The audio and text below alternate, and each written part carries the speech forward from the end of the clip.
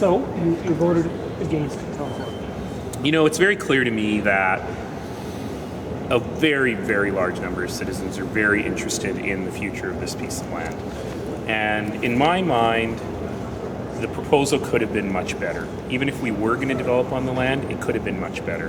And a lot of citizens talked about Nose Hill Park and the decisions that the council of that day made.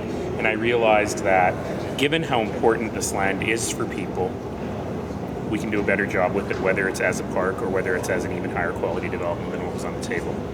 It's a pretty lopsided vote, 12-3. Given your comments on the vote, are you surprised that you didn't get more support for this development? Well, usually when I leave the chair, my outstanding speeches sway at least 3 or 4 votes, and that didn't seem to happen today. No, I'm actually not surprised. Council grappled with this one hard, and I don't think anybody made their vote lightly. If you had asked me at the very end of the public hearing how it would have gone, I probably would have guessed 11-4, so I was pretty close.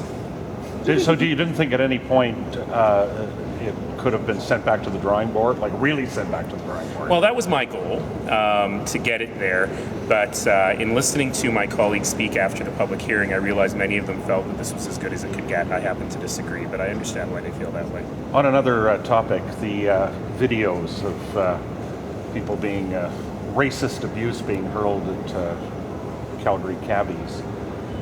What are your thoughts when you see and hear about that, and what do you think should be done or could be done? Well, I haven't seen the videos, so I've been a little busy, but I've heard about them, and I hear they're pretty shocking. And you know, that kind of behavior in a city like this, in a country like this, is never acceptable. It's never acceptable. And while we work really, really hard to protect the safety of cab riders in our system, we also have to work hard to protect the safety of cab drivers. And that's one of the reasons why there's cameras in every cab, which is why we have these videos. But, you know, yes, I need to tell people, shape up. It doesn't matter how drunk you are. You don't treat human beings like that.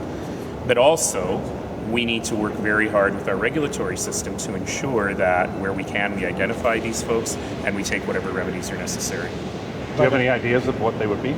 I don't know. I don't know what this is, but I do know I'm very, very pleased to hear that the Airdrie RCMP have reopened their investigation. I found it odd that it was closed at some point because I suppose the fellow paid for the damage to the cab, so we know who he is. And so I'm happy to hear that's outside of our jurisdiction, but I'm happy to hear that the Airdrie RCMP has reopened that. And as for the case within Calgary, I'm sure the Calgary Police will do what they need to do. Back to the amendments now. Yeah, sure. That was so confusing. I know. It was confusing. I can help explain what happened. Do you think that maybe this will satisfy some people once these amendments are... I'm not sure how many people it will satisfy, but I do believe that these are the right thing to do. It's about really putting boundaries around it to ensure that as council has given approval in principle to there being development there, that development is of the highest possible quality. And so we'll be working over the next few days to talk about what that means and how the public can get some assurance of that quality, not just relying on the applicant saying it'll be nice. Okay.